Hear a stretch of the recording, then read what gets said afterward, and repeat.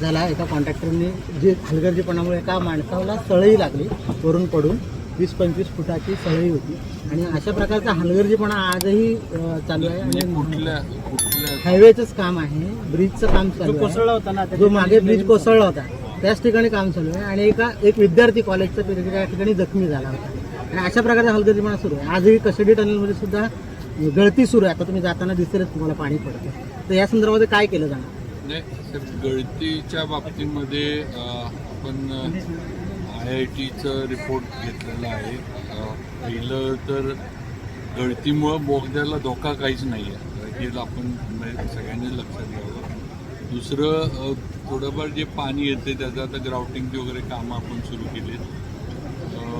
थोडं काय होतं आहे, नॅचरल जे काही हे आहे त्यामुळं जरा पाणी वगैरे हा प्रकार होतो आहे.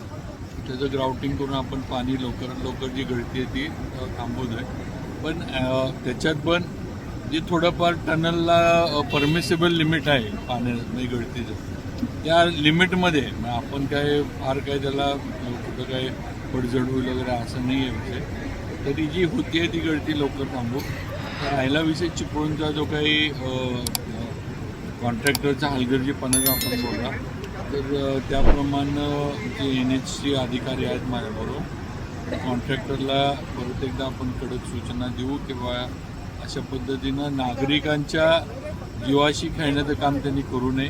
त्याला जे काय असेल ते समज पण दिली जाईल आणि शक्यतो जो इंजर झाला आहे मुलगा त्याला मदत काही कॉन्ट्रॅक्टरकडनं जी काही देता येईल ती द्यायच्या सूचना करू. सर, महत्त्वाचं म्हणजे गणेशोत्सव समोर येतो आणि कोकणातले ग्रामीण भागातले जवळपास सगळे रस्ते जे आहेत ते नादुरुस्त झाले. खड्ड्यामुळं चालणं देखील मुश्किल झालेलं, अशी परिस्थिती आज कोकणात आहे. म्हणजे गणेशोत्सव काही दिवसावर येऊन आपण आता जे सध्या, कारण आता कसं आहे तुम्हाला पण माहिती आहे, पावसात पूर्ण रस्ता आपण करू शकत नाही. पण जे खराब झालेले आहेत त्याचं पॅचिंग करण्याच्या सूचना आपण दिल्यात आणि त्यांना काही ज्या काही प्रशासकीय मान्यता आमच्याकडनं लागते. आता पण महाडमध्ये मिटिंग झाली, त्यात पण मी सांगितली की तुम्हाला अडचण आली तर प्रशासकीय मान्यता आमच्याकडनं लागणार असेल, मुंबईमधनं मंत्रालयातनं, ती पण आम्ही देऊ.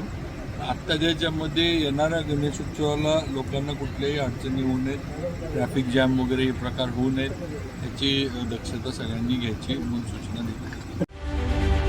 रत्नागिरी 24 न्यूज चॅनलला आताच सबस्क्राईब करा आणि शेअर करायला विसरू नका.